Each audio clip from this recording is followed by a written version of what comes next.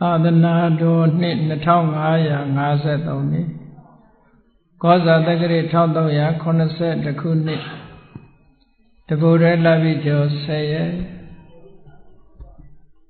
ရန်ကုန်တိုင်းအစိမ်မြို့နယ်စော်ဝါကြီးကုန်းရပ်ကွက်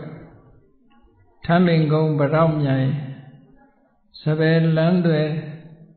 အမှတ်3ရှိအနန္တဂုံကြီးကျောင်းတိုက်အတွင်းဝယ်ပထမအကျဉ်းဆင်းရင်ကျင်းပပြုလုပ်အပ်သည့်စီးစာညနေချမ်း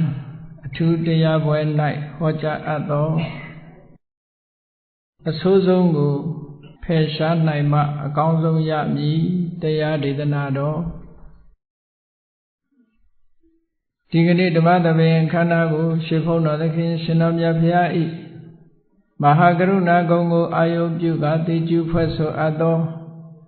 ဝန္ဒနာပနာမအာတိတဂါထာကိုရွတ်ဆိုပူဇော်ခြင်းဖြင့်စတင်ကြရအောင်ယောကပကောတိဟိပိယပမေယံကာလံကရွန်တောတိဒုက္ခရာတိခေရံကတောလောကဟိတယာနာထောနမောမဟာကရုဏိကတတတ္တယောနာထောဝိနိယမြာစွာတတ္တဝါဤချမ်းသာစီးပွားလိုလားတောင်းတဂုံပေါင်းခါသဖြင့်နာထမြညာခြင်းရှင်တော်မြတ်ဖရာသည်ကပ္ပဂောတိဟိပိဂရေကဘာအရေးအတွက်သင်္ချာတို့ဖြင့်တော်လဲအဘယ်မေယံရေတွေ့တိုင်းတာဖော်ပြခြင်းငါမစွမ်းနိုင်ပါသောကာလံလေးအသင်ချေသိမ့်နေကဘာရှိကြသောကာလပတ်လုံးလောကဟိတယတတ္တလောကဤအကျိုးစီးပွားအလို့ငါအတိဒုက္ခရာနိဥ္စာသက်ချေလက်အင်္ဂါမေတ္တာကြီးမာသမိတာနှင့်တထာဇနီစွန်ခြင်းကြီးဟုကျတိထဝဲငါးသွဲအစုအလုံးခဲရင်သောအမှုတို့ကိုကရွန်တော်ဖရာဖြစ်ရန်ဤတန်ကြိုးကုတ်အာထုတ်တော်မူရသည်ဖြစ်၍ခေရန်လက်ချေမျက်လုံးအသက်ဆုံးလည်းနှလုံးစိတ်ဝံကိုရောဤပင်မခြင်းတို့ကတောဘဝဒါနကျိန်ဖန်များစွာရောက်တော်မူခဲ့ရရှာလေးကြီးမဟာကရုဏီကတ္တတတ္တဝါများယင်ဝဲတာကဲ့သို့တနာချစ်ခင်မဟာကရုဏာရှင်ဖြစ်တော်မူသောတတနာတတဝိနည်းများစွာတတ္တဝါဤချမ်းသာစီးပွားလိုလားတောင်းတဂုံပေါင်းခါသဖြင့်နာထမြညာထိုးရှင်တော်မြတ်ဖရာအားနမောယုတိပြောင်းပြောမှန်ကိုလျော်၍ကရောယုကျိုးရှိခိုးခြင်းသည်အထုဘဝတုစင်စစ်မသွေဖြစ်ပါစေတည်း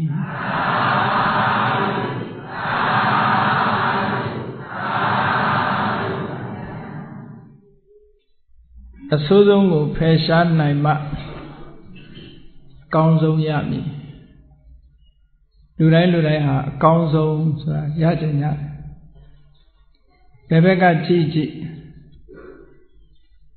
အကောင်းဆုံးကိုလိုချင်ကြမှာပဲသို့တော့အကောင်းဆုံးရဖို့အတွက်ဘာလုပ်ရမလဲဆိုရင်အဆိုးဆုံးကိုဖယ်ရှားရမယ်ပေါ့အဆိုးဆုံးကိုမဖယ်ရှားဘဲနဲ့အကောင်းဆုံးကိုဘယ်သူမှမရနိုင်ဘူးဘာသာရေးလုပ်ငန်းပဲဖြစ်ဖြစ်တခြားကုသိုလ်ရေးလုပ်ငန်းပဲဖြစ်ဖြစ်လူမှုရေးလုပ်ငန်းပဲဖြစ်ဖြစ်စီးပွားရေးလုပ်ငန်းပဲဖြစ်ဖြစ်နေ့စဉ်လုပ်နေကြတဲ့လုပ်ငန်းတွေကအကောင်းဆုံးဒီနှစ်ခုကိုရွေးချယ်ကြရမှာဖြစ်တယ်အကောင်းဆုံးရခြင်းပြီဆိုလို့ရှိရင်အဆိုးဆုံးတွေပါရှိတယ်လေအဲ့ဒီအဆိုးဆုံးတွေကိုဖယ်ရှားတန့်စင်နိုင်မှအကောင်းဆုံးဆိုရဈေးဝယ်တဲ့အခါမှာအကောင်းတဲ့အဆိုးကြီးကြတယ်ပေါ့ဆိုပါစို့တတိဝလံဝယ်ကြတယ်ဝယ်တဲ့အခါကျတော့ရွေးကြတယ်ပေါ့ဘယ်ဟာကောင်းတယ်လဲဘယ်ဟာပိုကြီးတယ်လဲဘယ်ဟာကအနာစာလွတ်တယ်လဲဒီလိုရွေးကြတာမဟုတ်လားအဲ့လိုရွေးတဲ့အခါမှာ မကောင်းတာတွေဆိုဖယ်ထားပြီးတော့ကောင်းတာလေးကိုရွေးယူချတယ်ပေါ့လောကလူသားတွေဟာပြင်ပကပစ္စည်းတွေကိုအကောင်းရွေးတတ်တော်လဲကိုယ်ွယ်မှုဘာသာတရားနဲ့ပတ်သက်ပြီးတော့အကောင်းရွေးတတ်ခဲ့တယ်ပေါ့လူတွေရဲ့နေ့စဉ်ကျင့်သုံးရမယ့်အကျင့်တရားတွေနဲ့ပတ်သက်ပြီးတော့လည်းပဲအကောင်းအဆိုးရွေးတတ်ခဲ့တယ်အကောင်းအဆိုးမရွေးတတ်လို့ရှိရင်အကောင်းရဖို့ဆိုတာခက်ခဲသွားတယ်ပေါ့ဘာဖြစ်လို့လဲဆိုရင်တခါတည်းအဆိုးကိုကိုကအကောင်းထင်အဆိုးကိုအကောင်းထင်ပြီးတော့ယူလိုက်လို့ရှိရင်ဘာရမလဲအဆိုးပဲရမှာပဲအကောင်းကိုအဆိုးထင်ပြီးတော့ဖယ်လိုက်လို့ရှိရင်လည်းပဲအကောင်းလက်လွတ်မသွားပြီဘူးလားလက်လွတ်သွားတယ်အဲ့တော့အကောင်းနဲ့အဆိုးဆိုတာဒီနှစ်ခုကိုတတိဝလံဝယ်တဲ့အခါမှာအကောင်းအဆိုးရွေးချယ်ပစ္စည်းဝယ်တဲ့အခါမှာအကောင်းအဆိုးရွေးချယ်တတ်တယ်လို့မိမိလက်တွေ့ကျင့်သုံးရမယ့်ဘဝမှာလက်တွေ့ကျင့်သုံးရမယ့်တရားဓမ္မနဲ့ပတ်သက်လို့လည်းအကောင်းဆုံးရွေးတတ်ဖို့လိုအပ်တယ်တဲ့ပစ္စည်းကိုအကောင်းဆုံးရွေးတတ်ဖို့ဆိုတာလွယ်လွယ်ကူကူနဲ့သိရှိနားလည်ကြတော့လေလက်တွေ့ကျင့်သုံးဖို့တရားဓမ္မနဲ့ပတ်သက်ပြီးအကောင်းဆုံးရွေးချယ်တတ်ဖို့ဆိုတာအမတန်မှခဲရင်တယ်ဒါကြောင့်မို့လို့တရားပွဲကြီးတွေကျင်းပတယ်တရားနာရတယ်တရားဓမ္မနဲ့ပတ်သက်ပြီးတော့ရေးထားတဲ့စာအုပ်စာတမ်းတွေဖတ်ရတယ်မရှင်းလင်းတဲ့အချက်တွေမေးကြရတယ်မြန်းကြရတယ်ဒီလိုနည်းနဲ့ကိုကျင့်သုံးရမယ့်တရားဟာအကောင်းလားအဆိုးလားမိမိရဲ့စိတ်သဘောထားတွေဟာကောင်းတဲ့စိတ်သဘောထားလားဆိုးတဲ့စိတ်သဘောထားလားမိမိနေ့စဉ်နဲ့အမျှလိုက်နာကျင့်သုံးနေတဲ့အကျင့်တရားတွေဟာအကောင်းလားအဆိုးလားကိုလုံးနေတဲ့အမူအရာတွေဟာလည်းအကောင်းလားအဆိုးလားဆိုတာခွဲခွဲခြားခြားသိနာလည်နိုင်မှာဖြစ်ပါတယ်ဒါကြောင့်မို့ပညာဆိုတာသူ့ဟာသူအလိုလျောက်တော့ရမလာဘူးပညာရဖို့ရနီးလန်းတွေကဘာလို့ရမလဲနံပါတ်1ကကြားနာရမယ်ဓမ္မနဲ့ပတ်သက်တဲ့အသိဉာဏ်တွေရဖို့ဆိုလို့ရှိရင်တရားဓမ္မကိုကြားနာရမယ်သင်ယူရမယ်တရားဓမ္မကိုနာယူခြင်းသင်ယူခြင်းဖြင့်အသိဉာဏ်တစ်မျိုးရလာနိုင်တယ်အဲ့ဒီအသိဉာဏ်ကိုသုတ္တမယပညာလို့ခေါ်တာပေါ့သုတ္တမယပညာသင်လို့ရလာတဲ့ပညာမျိုးဒီပညာမျိုးကရနိုင်တယ်အဲ့တော့မသင်ရင်မရဘူးဆိုတဲ့အဓိပ္ပာယ်ရတယ်ပေါ့ဒါသုတ္တမယပညာနောက်တစ်ခုကစိတ်တာမယပညာစဉ်းစားစိတ်ကူးရမယ်မှန်ကန်တဲ့အတွေးတွေတွေးပြီးတော့စဉ်းစားတတ်ရမယ်စိတ်ကူးတတ်ရမယ်တကယ်တော့တရားရေးရာနဲ့ပတ်သက်တဲ့စိတ်တာမယဆိုတာတော့တမန်ပုဂ္ဂိုလ်တွေမဖြစ်နိုင်ဘူးဘုရားအလောင်းတွေမှာဖြစ်တယ်ဘုရားအလောင်းလို့ပစ္စေကဗုဒ္ဓအလောင်းလို့ကိုယ်တိုင်သူများစီကသင်ယူခြင်းမှတ်သားလေ့လာခြင်းမလုပ်ဘဲနဲ့ကိုယ်ပိုင်ဉာဏ်နဲ့ဝိပဿနာကျင့်စဉ်တစ်ခုကိုကျင့်ပြီးတော့မဲ့ဖို့နိဗ္ဗာန်ရဖို့ဆိုတဲ့အဆင့်ကတော့ဘုရားလောင်းနဲ့ပစ္စေကဗုဒ္ဓအလောင်းမှာရှိတယ်။ကျန်တဲ့အဆင့်တွေကတော့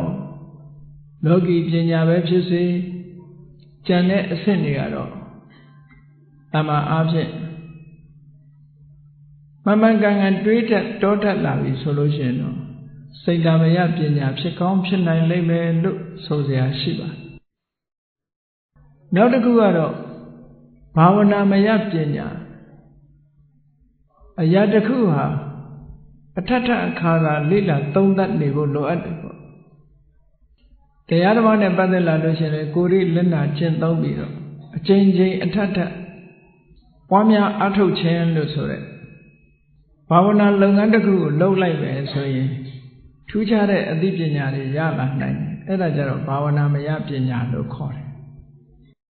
အဲ့တော့သုတ္တမယပညာဆိုတာသင်ခြင်းကြားနာခြင်းမှတ်ယူခြင်းဖြင့်သုတ္တမယပညာကိုရနိုင်တယ်ထိုသင်ထားတဲ့အတိုင်းလက်တွေ့ကျင့်သုံးခြင်းဖြင့်ဘာဝနာမယပညာကိုရနိုင်တယ်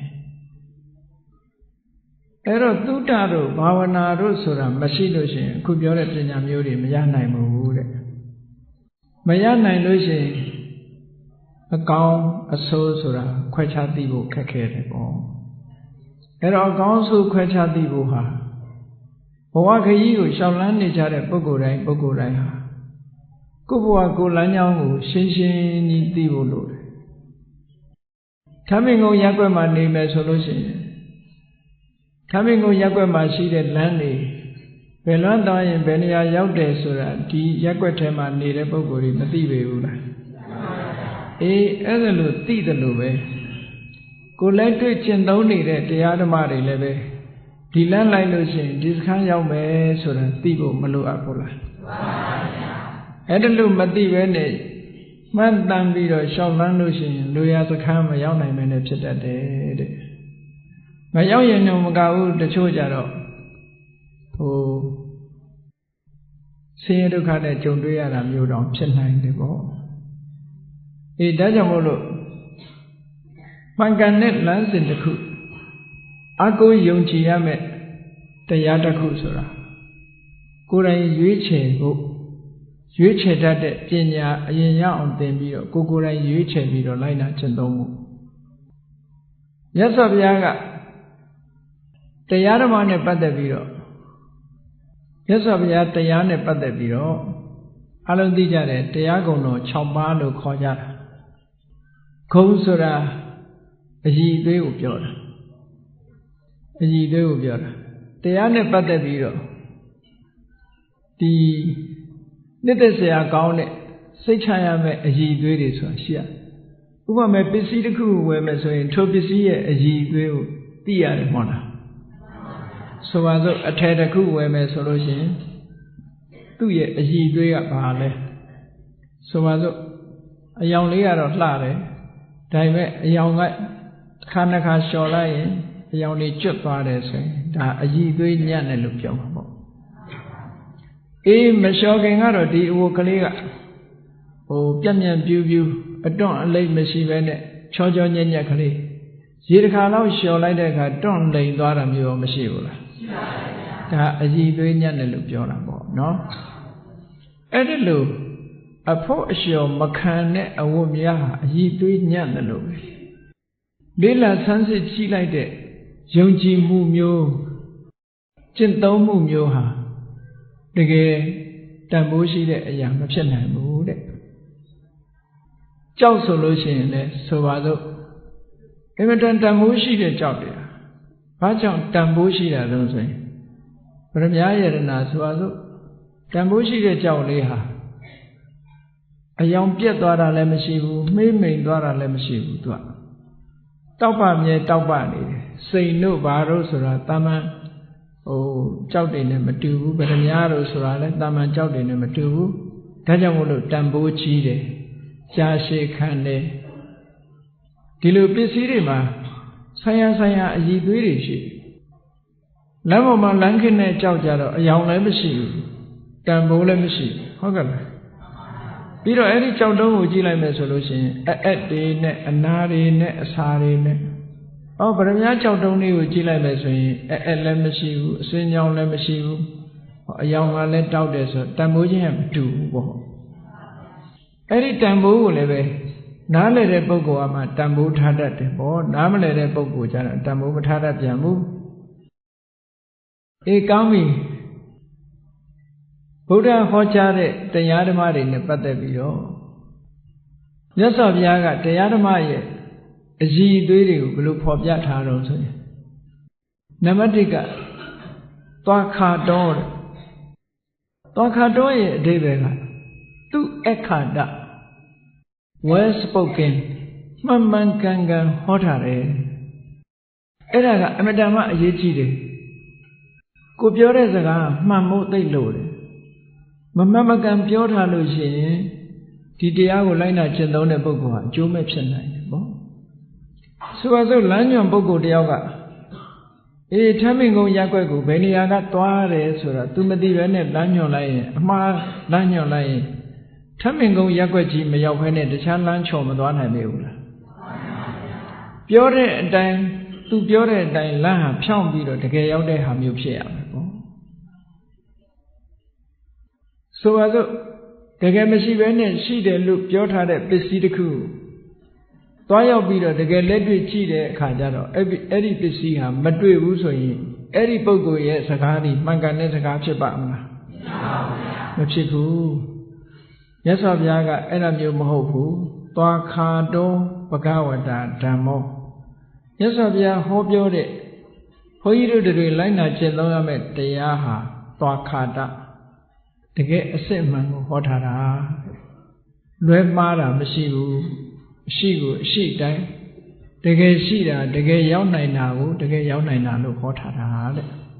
ယုံကြည်စိတ်ချရတယ်တရားဓမ္မတွေဟာဒါနံပါတ်1အရေးကြီးဆုံးပဲအရက်ထဲမှာပြောတဲ့စကားတွေလည်းမှန်ကန်တဲ့စကားရှိတယ်လို့ကောလာဟလစကားတွေရောမရှိဘူးလားရှိပါဗျာအေးကောလာဟလစကားတွေကိုအမှန်လုပ်ပြီးတော့ပြောနေမယ်ဆိုလို့ရှိရင်သူပြောတဲ့ကောလာဟလစကားတွေသွားခါတဟုတ်ပါမလား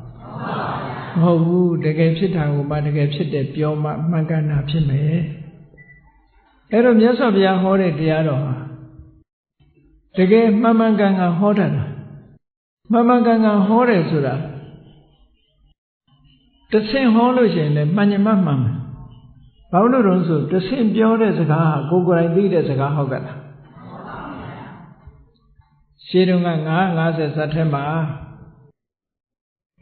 ယုံကလေးတစ်ကောင်ကခြုံအောက်မှာအိတ်ရင်းကနေသူကတွေးတာဒါတရိစ္ဆာန်တွေမှာလည်းသူ့အတွေးလေးနဲ့သူရှိတယ်လူတွေလည်းအိတ်ရဝင်ရင်မတွေးဘူးလားတွေးတာပဲလူတွေတွေးတယ်လို့တရိစ္ဆာန်တွေကလည်းတွေးတယ်ယုံလေးကဘာတွေးနေတော့ဆိုလို့ဒီမြေကြီးများပြိုသွားရင်ဘယ်လိုလုပ်မလဲဒီတွေးလေးတွေးနေတာဟုတ်ကဲ့ငါအိတ်နေတဲ့မြေကြီးပြိုကျသွားရင်ငါဘယ်လိုလုပ်မလို့ဆိုအတွေးလေးတွေးနေအဲ့ဒီအတွေးလေးတွေးနေတော့မှသူအိတ်နေတဲ့ခြုံပေါ်ထပင်ကလည်းပေါက်နေတာလေးရှိတယ်ထလက်တွေရှိတယ်အပေါ်မှာလည်းပဲတောတယ်ဆိုတော့တစ်ပင်တွေကမျိုးစိမျိုးစုံပေါက်တာသူအိတ်တဲ့ခြုံရဲ့အပေါ်မှာအောက်ခြေကထပင်ရွက်တွေထရွက်တွေနဲ့ထပင်ခတ်သေးသေးရှိတယ်အဲ့ဒီခြုံအောက်မှာသူကအိတ်နေတယ်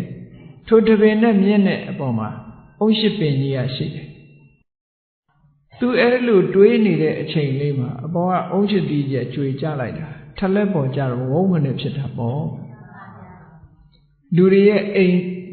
သူ့မိုးပေါ်မှာခဲကြတယ်လို့ပဲဝုန်းကနေဆိုတော့သူတွေးတာမြေများပြိုရင်ဘယ်နဲ့နေမလဲလို့ဆိုတဲ့အချိန်မှာဝုန်းကနေကြတော့ဟာပြိုပြီဟေ့ဆိုပြီးတော့ထပြေးတော့တာဟုတ်ကဲ့လားမြေပြိုတယ်ဆိုတော့ထပြေးတော့သူပြေးနေတာကြောက်အားလာပြေးနေတာမြင်တော့ကြံတဲ့ယုံတွေကမရေးတယ်ဘာဖြစ်လို့ပြေးတာတော့ဆိုဟာမြေပြိုပြီသူပြောတာပဲပြိုသလားမပြိုဘူးလားဘယ်သူမှမစင်စားဘူးမြေပြိုလို့တဲ့ဆိုပြီးတော့နောက်ယုံတွေကလည်းမြေပြိုလို့တဲ့နဲ့တဆင့်ပြောတာယုံတွေကပြေးတယ်လို့နောက်က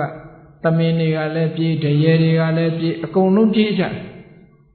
ဘာဖြစ်လို့ပြေးတာလဲမြေပြိုလို့တဲ့ဟောတဆင့်ကြားနော်တဆင့်ကြားစကားလည်းမှန်မှန်တာသူပြောတဲ့စကားလည်းဟုတ်မှမဟုတ်တာတကယ်ဖြစ်တာကဘာတော့ဆိုရင်ထမ်းလက်ပေါ်အုံးကြီးကျွေထသီးဟိုရင်အုံးရှိသည်ကျွေကြတာဟုတ်ကဲ့လားထလက်ပေါ်အုံးရှိသည်ကျွေကြတာအဲ့ဒီအတန်ပဲဒါပေမဲ့သူပြောလိုက်တာမြေပြိုတယ်ဆိုဒါသူပြောတဲ့စကားဟာသွားခါတဖြစ်ပါမလားမဖြစ်ဘူးအေးလူတွေဟာသွားခါတဖြစ်သည်ဖြစ်စေမဖြစ်သည်ဖြစ်စေအတန်လေးပဲယုံကြည်လေးရှိကြတယ်တဲ့သူပြောကိုပြောအဲ့ဒါနဲ့ယုံပြေးတော့ကြံတဲ့နောက်ဆုံးမှာဆင်တွေလည်းအကုန်ထွက်ပြေးကြတယ်တောတရဝါတွေအကုန်ပြေးတယ်အဲ့ဒါလိုပြေးတဲ့အခါမှာနည်းနည်းပါးပါးစဉ်းစားဉာဏ်ရှိတဲ့ဘုရားအလောင်းရှင်နေမင်းကြီးကတွေ့တော့ဘာဖြစ်လို့ပြေးကြတာမြေပြိုလို့ဆိုသူကစဉ်းစားတယ်မြေပြိုတယ်ဆိုတာတစ်ခါမကြဘူးနော်မြေပြိုတယ်ဆိုတာမဖြစ်နိုင်ဘူးစဉ်းစားဉာဏ်ရှိတဲ့ပုဂ္ဂိုလ်ကစဉ်းစားတယ်သူပြောတာကမှန်မှန်ရင်ပြောတာဖြစ်လောက်တယ်မမရင်တင်ပြတာဖြစ်လောက်တယ်ကမြေပြိုရင်သွားကြည့်ရမယ်ဘယ်နာဘယ်လိုပြိုတာတော့ဆိုတာရှာရမယ်ချင်းလေးက တရိစ္ဆာန်တွေကိုဟန်တားတယ်မင်းတို့မပြေးကြနဲ့မြေဆိုတာဘယ်တော့မှပြိုမှာမဟုတ်ဘူးမြေပြိုတယ်လို့ဘယ်သူကပြောတော့ဆိုအစင်းစင်ပြောသွားကြတာပေါ့သူကဆင်ကြီးတွေကလည်းဘယ်သူပြောတာတော့ဟိုနာသမင်တွေပြောသမင်ကလည်းသမင်သွားမေးတော့ဘယ်သူပြောတာတော့ဆိုဒရေတွေကပြောတယ်ဒရေတွေကလည်းဘယ်သူပြောတာတော့ဆိုလို့ရှိရင်ဟိုကမြေခွေးတွေကပြောတယ်မြေခွေးတွေဘယ်သူကပြောတော့နောက်ဆုံးယုံကပြောတယ်ယုံတွေကဘယ်ယုံနှုံးလို့လိုက်ရှာတဲ့အခါကျတော့ခုနကခြုံအိတ်ခြုံအောက်မှာအိတ်တဲ့ယုံသူ့ကိုတွေ့တယ်အဲ့ဒါလို့လိုက်ရှာလိုက်တဲ့အခါကျတော့မှမင်းဘယ်နာအိတ်ထားတော့ဆိုတာကိုကြောက်ကြောက်လန့်လန့်နဲ့ယုံကိုကြောပေါ်တင်ပြီးခေါ်သွားပြီးသူအိတ်တဲ့နေရာရောက်တဲ့အခါကျတော့အဖြစ်မှန်ကဘာတော့ဆိုရင်အုံးရှိတိကထမ်းလက်ပေါ်ကျွေးကြတာတဲ့ဟုတ်ကဲ့အဲ့တော့ယုံပြောတဲ့စကားကိုအလုံးကယုံရတယ်အဲ့ဒီစကားကမှန်ကန်တဲ့စကားမဟုတ်ဘူးတဲ့ဟောတကယ်မြေပြိုလို့မြေပြိုတယ်ဆိုရင်မှန်ကန်တဲ့စကားဖြစ်တယ်တခြားအကြောင်းအရာတခုကိုမြေပြိုတယ်လို့ပြောတာကြတော့မှားရွံ့တယ်လို့ဟောမြတ်စွာဘုရားဟောတဲ့တရားကြတော့မြတ်စွာဘုရားကတယံအဘိညာသစ္စိကတဝပဝေဒေတိကိုယ်တိုင်သိပြီးကိုယ်တိုင်ကိုမြင်ပြီးတော့မှပြောတဲ့စကားတဆင်ကြားပြောတာမဟုတ်ဘူးစာအုပ်ဖတ်ပြီးတော့ပြောတာမဟုတ်ဘူးလူပြောသူပြောတွေကစီကားနေပြီးတော့တွေးပြီးတော့ပြောတာလည်းမဟုတ်ဘူးတဲ့ကိုယ်တိုင်သိပြီးတော့ဟောတဲ့တရားဖြစ်လို့သွားခါဒတကယ်မှန်ကန်တယ်လို့သူတို့ပြောတာနော်အေးမှန်ကန်တဲ့စကားဖြစ်ုံနဲ့လုံလောက်ကြလားမှန်တာသူကသူမှန်းနေပြီမဲ့လို့လူတွေမှာသိရှိခွင့်မရှိတဲ့ဟာလည်းရှိသေးတယ်ပေါ့မြတ်စွာဘုရားရဲ့တရားတော်ကတော့မှန်ကန်မှုရှိုံနဲ့မကဘူးတဲ့တန်ဒိဋ္ဌိကောကိုယ်တိုင်လက်တွေ့ကျင့်သုံးပြီးကိုယ်တိုင်မြင်နိုင်ခွင့်ရှိတယ်ပိုပြီးတန်ဖိုးမရှိဘူးလားအေးပြောတာမှန်ုံနဲ့မကဘူးမှန်တာမမှန်တာကိုယ်တိုင်သွားပြီးတော့စစ်ဆေးစမ်းသပ်ပြီးတော့ကြည့်လို့ရတယ်လို့ပြောတာနော်သူများပြောရုံနဲ့ယုံရမှာမဟုတ်ဘူးမှန်တာကိုကိုယ်တိုင်စစ်ဆေးပြီးတော့သိရှိခွင့်ရတယ်တဲ့ကိုယ်တိုင်သိရှိခွင့်ရတဲ့တရားဖြစ်လို့အဲ့ဒီတရားဟာဒီသိရှိခွင့်ရတယ်ဆိုတာဘယ်လောက်ဆိုင်ပြီးမှနောက်ဘဝကြမှာသိရမှာလားသို့မဟုတ်နောက်နှစ်ကြမှာသိရမှာလားလို့ဆိုမဟုတ်ဘူးတဲ့အခုလေးလာအခုသိလို့ရှိရင်အခုပဲသိရှိနိုင်တယ်ဆိုအကာလိကောလို့တယ်လို့ပြောတာနော်အချိန်ဆိုင်ကြမလို့တချို့ကတော့အေးသိတော့သိခွင့်ရှိတယ်မင်းအခုတော့မသိနဲ့အောင်နောက်နှစ်ကြမှာသိရမယ်လို့ပြောတာမျိုးရှိသေးတယ်ဟုတ်နောက်ဘဝကြမှာသိရမယ်လို့ရှိသေးတယ်အဲ့ဒါလို့မဟုတ်ဘူးကိုယ်တိုင်သိရှိခွင့်ရှိတဲ့တရားဟာအခုဘဝမှာပဲအခုပဲသိရမယ်ဆိုတော့ပိုမကောင်းဘူးလားပိုကောင်းတယ်အခုပဲသိရမယ်နောက်ဘဝကြတော့မှသိရမယ်ဆိုတဲ့တရားအလွန်အနှံ့ဝေးတယ်နောက်ဘဝကိုပဲရောက်မှလည်းမသိဘူးလေအဲ့တော့ဒီဘဝတွင်သိနိုင်အောင်အဲ့ဒါလို့ဒီဘဝတွင်သိနိုင်တဲ့တရားမျိုးဖြစ်သောကြောင့်အေဟိပတိကောကိုမိတ်ဆွေတငယ်ချင်းတွေကိုအေဟိဆိုတာလာစမ်းပါပတ္တကြည်စမ်းပါလို့လာကြည့်ပါလို့ဖိတ်ခေါ်ပြီးတော့ပြလိုက်တဲ့တရားမှန်ကန်ပြီဆိုရင်ဖိတ်ခေါ်ပြီးတော့ပြလို့ရတယ်ကြည့်ပါလားခေါဏကယုံလေးကမြေပြိုးတယ်ဆိုတာဖိတ်ခေါ်ပြတဲ့အခါမြေပြိုးတာတွေ့ပါမလားတွေ့တာကအုံးရှိတိကျွေတာပဲတွေ့မှာအဲ့တော့မှန်ကန်ပြီဆိုလို့ရှိရင်သူပြောတဲ့အတိုင်းတကယ်ဖြစ်ရမှာအေဟိပတိကိုလာကြည့်ပါလို့ခေါ်ပြီးတော့ပြနိုင်တဲ့တရားမျိုးဖြစ်တယ်တဲ့အေးအဲ့လိုပြလို့ဒီတရားဓမ္မဟာလက်တွေ့ကျင့်သုံးတဲ့အခါမှာတကယ်ကိုငြိမ်းချမ်းမှုကိုပေးနိုင်တာဖြစ်သောကြောင့်ဩပနေယီကောအခုပဲကျင့်သုံးနေတယ်လူတိုင်းရဲ့နှလုံးသားထဲမှာထည့်ထားတဲ့လေလို့ဒီလိုအည်သွေးတွေရှိတယ်အဲ့ဒါလို့ကိုယ့်ရဲ့နှလုံးသားထဲမှာတရားဓမ္မနှလုံးသွင်းလိုက်ပြီးတရားဆိုတာအခုနှလုံးသွင်းအခုငြိမ်းအေးဆိုပါစို့လူတယောက်ဟာတစုံတစ်ခုဆွေမျိုးသားချင်းတွေပျက်စီးလို့တောကဖြစ်နေပြီဆိုပါစို့တောကဖြစ်နေတဲ့အချိန်မှာဖြစ်ရလေခြင်းဆိုလို့ရှိရင်ပိုးပူမလားဟုတ်လားငါဘယ်သူနဲ့နေရမှာတော့ဘယ်သူအားကိုးရမှာတော့လို့တွေးလို့ရှိရင်ရောပိုးမပူဘူးလားအဲ့ဒါလို့မဟုတ်ဘဲနဲ့လူဆိုတာတ တနေ့ကျတော့တေချာရမှာကိုယ်ကံနဲ့ကိုအားကိုပြီးတော့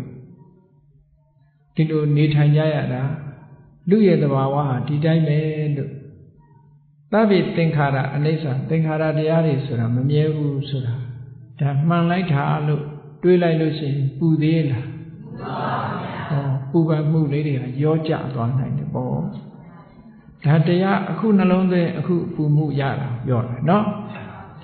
အပူမှုတွေဟာအေးချမ်းသွားဘလောက်ပူနေတဲ့အပူပဲဖြစ်ဖြစ်တရားသဘောကိုဆင်ခြင်စဉ်းစားကြည့်လိုက်လို့ရှိရင်ငြိမ်းချမ်းမှုလေးဟာနောက်ဆုံးမှာတတ္တရာမှုလေးအနည်းငယ်ရလာတယ်ပေါ့အဲ့ဒါကြောင့်မို့လို့ပစ္စတံဝေရိတဘောဝိညုဟိ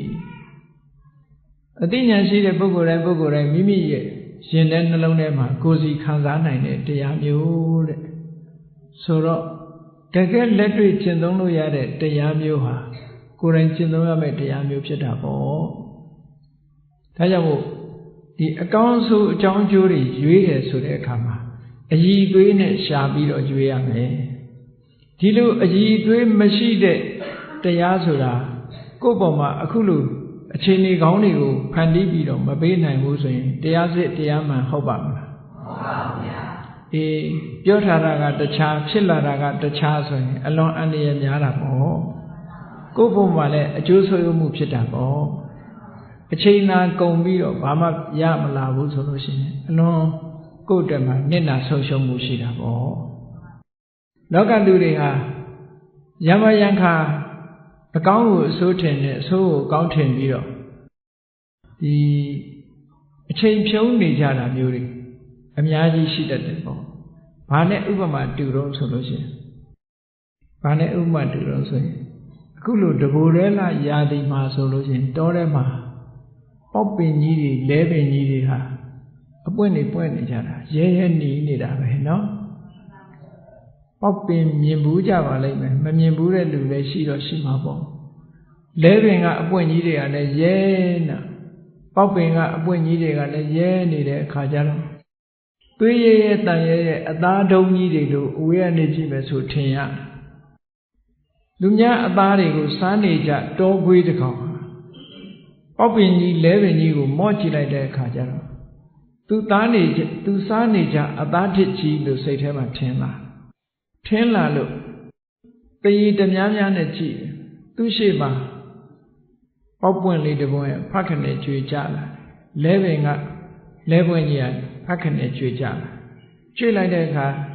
ထိုးပြီးတော့ဟတ်လိုက်တော့သူထင်ထားတဲ့အတိုင်းအသားထစ်မဟုတ်ဘူးပန်းပွင့်ကြီးဖြစ်နေတယ်သို့တော့အဲ့ဒါကိုပဲထပ်မျောနေပြန်တဲ့ဒါသာသားတဲ့မဟုတ်တာအပေါ်သစ်ပင်ပေါ်ကျန်တာတွေကအကုန်သားတဲ့လို့ဒီလိုထင်နေသေးတယ်အဲ့လိုထင်ပြီးတော့စောင့်စားနေတဲ့မြေခွေးတစ်ကောင်ဟာအစာလုံးဝစားရမှာမဟုတ်ဘူးတဲ့နော်ဘာဖြစ်လို့လဲဆိုရင်သူထင်တာကတခြားဖြစ်နေတာကတခြားမဟုတ်လားသားတဲ့နဲ့အလားတရတူလို့သားတဲ့လို့ထင်ရပေမဲ့လို့သားတဲ့မှမဟုတ်တာကိုအဲ့ဒါလိုပဲတချို့တရားတွေကတကယ်ထင်ရတဲ့အတိုင်းဖြစ်မလာပဲနဲ့ဖြစ်နေတာကတခြားရှိနေတာကတခြားထင်မှတ်နေတာကတခြားဖြစ်လို့ရှိရင်အချိန်ကြီးကုန်ပြီးတော့ကိုယ့်ဖို့မှာမျက်နှာဆုံးရှုံးမှုတွေဖြစ်တယ်ပေါ့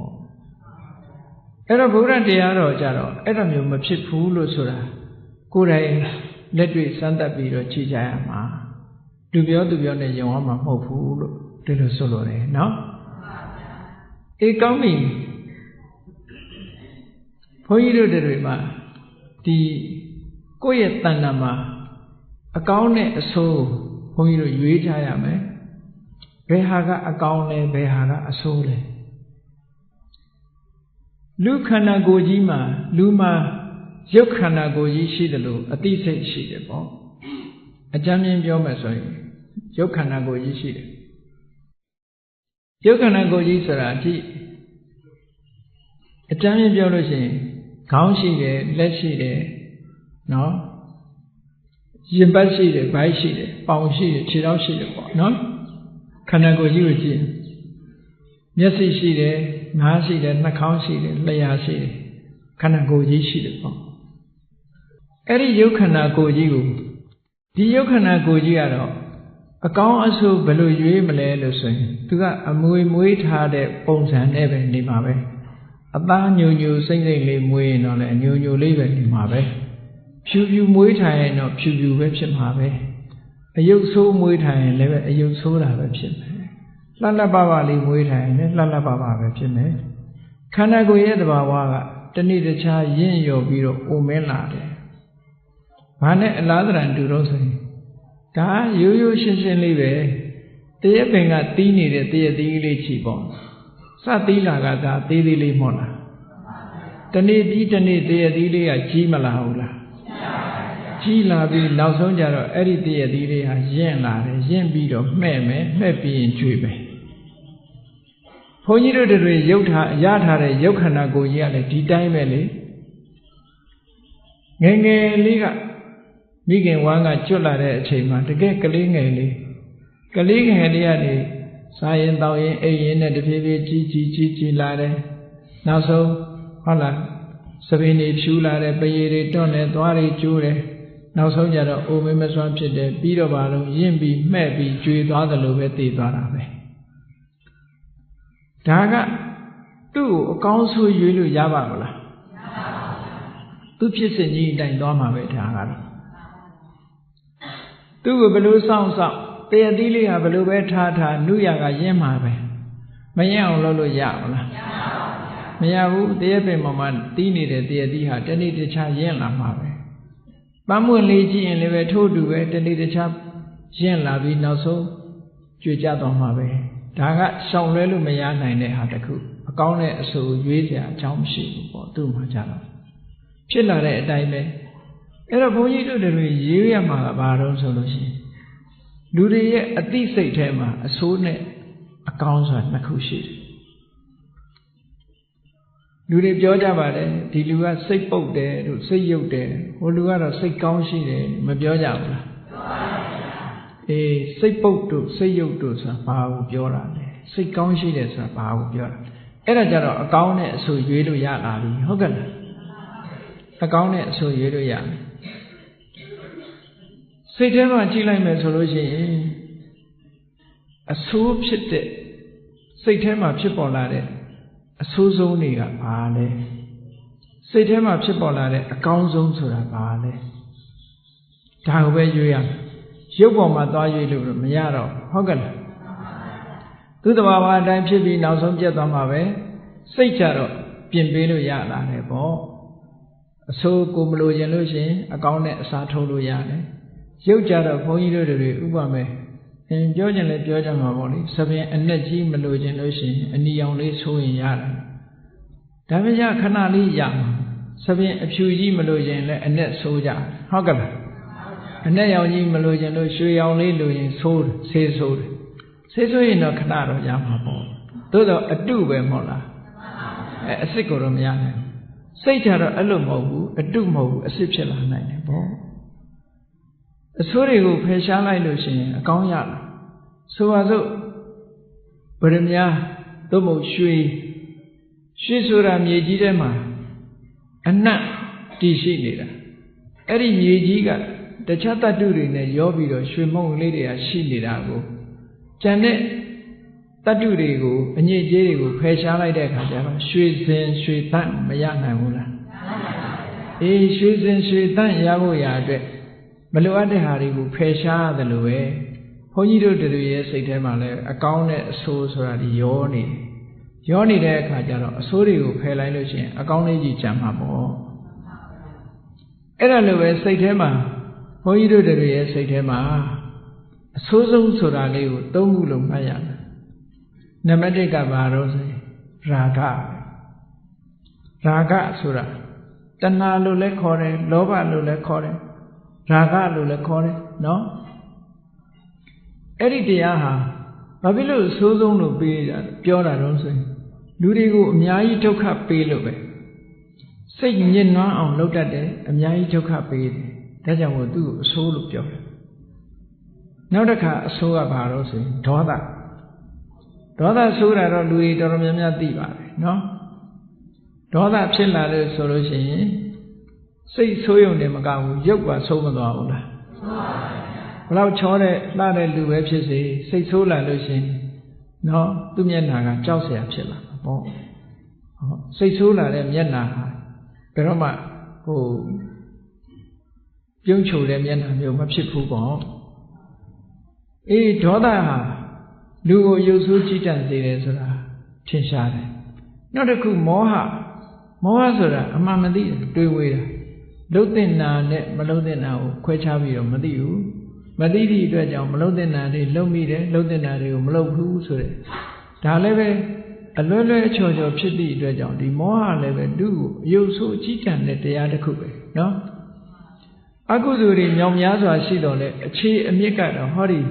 ရာဂရဲ့ဒေါသရဲ့မောဟရဲ့ဒီသုံးခုအဲ့ဒီသုံးခုဟာအဆိုးဆုံးလို့ပြောရဆိုးဆုံးလို့ပြောရ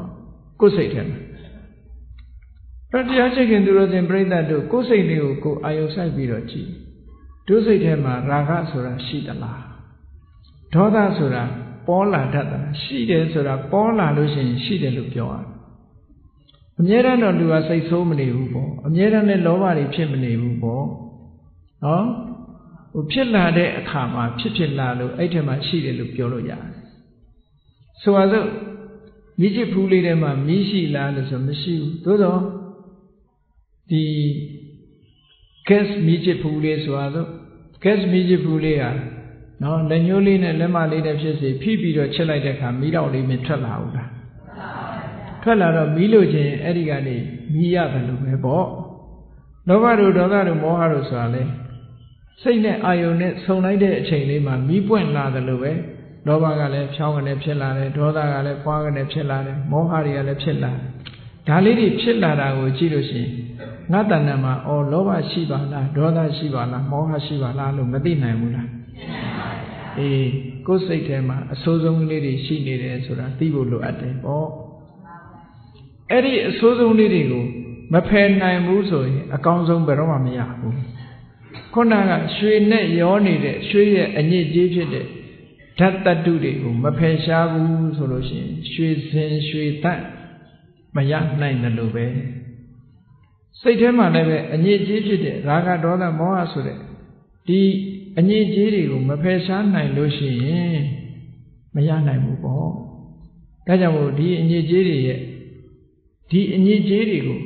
အဆိုးဆုံးတွေကိုအရင်သိအောင်ကြိုးစားရသိအောင်ကြိုးစားပြီးတော့အေးဒါတွေကိုဖယ်ရှားတဲ့နီလန်းနဲ့စနစ်တကျဖယ်ရှားပြီးဆိုရင်ဘုန်းကြီးတို့တွေဟာအကောင်းဆုံးကိုဖယ်လိုက်တာနဲ့တပြိုင်နက်အဆိုးဆုံးကိုဖယ်လိုက်တာနဲ့တပြိုင်နက်အကောင်းဆုံးကိုလက်ခံရရှိကြမှာဖြစ်ပါတယ်ဒါနဲ့ပတ်သက်ပြီးတော့ရှင်အာနန္ဒာစီပြပိုက်တယောက်ကဆန္နဆိုတဲ့ပြပိုက်တယောက်ကမိဂုံးထုတ်ထားတာလေးနဲ့ပတ်သက်ပြီးတော့မှတ်သားဖို့ရအမှန်တန်ကောင်းတယ်ပေါ့ရှင်အာနန္ဒာကရှင်းပြီးတော့ပြတယ်အဲ့ဒီပြပိုက်ကမေးတယ်အရှင်ဘုရားတို့ရာဂဆိုတဲ့စိတ်ရဲ့အဆိုးဆုံးအညစ်အကြေးတရားဒေါသဆိုတဲ့စိတ်ရဲ့အညစ်အကြေးတရားမောဟဆိုတဲ့စိတ်ရဲ့အညစ်အကြေးတရားတွေကိုဖယ်ရှားဖို့အရှင်ဘုရားတို့ဟောပြောပါသလားလို့ဆိုဟောပြောတယ်ဒါဖြင့်ရာဂဒေါသမောဟမှာဘယ်လိုအခြေအနေဆိုးတွေရှိနေလို့လဲတဲ့ဘာဖြစ်လို့ဖယ်ရှားရဖို့ကြိုးစားကြသလဲဆိုတာအဲ့ဒါကိုမှတ်သားဖို့လိုအပ်တယ်ပေါ့အဲ့ဒီမှာရှင်အနန္ဒမထေရမြတ်ကထောက်ပြထားတယ်ဘာဖြစ်လို့ဒီရာဂကဘယ်လိုဒုက္ခပေးတာလဲဘုန်းကြီးတို့တွေတယောက်နဲ့တယောက်တော့တူချင်မှတူမယ်ပေါ့နော်အလုံးခြုံငုံပြီးတော့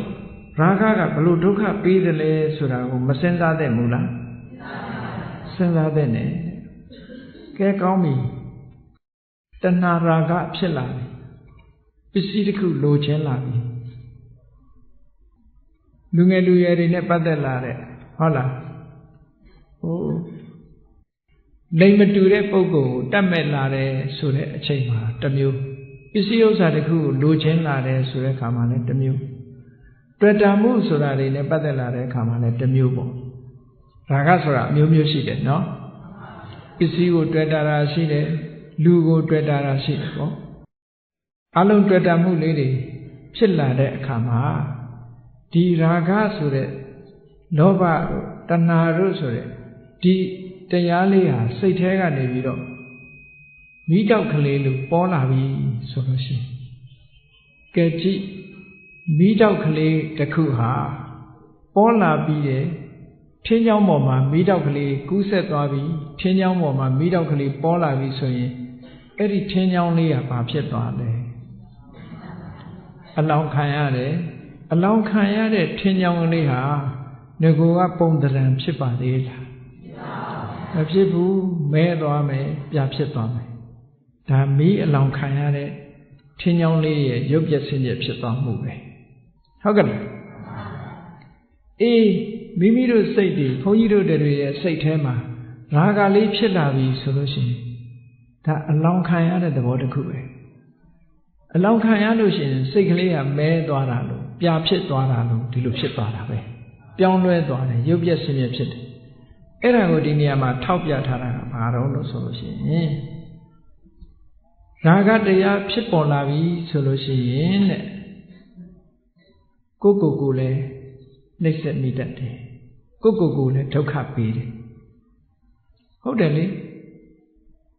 တဏှာရာဂစိတ်တွေဖြစ်လို့နောက်ဆုံးမှာအ ਨੇ ဆုံး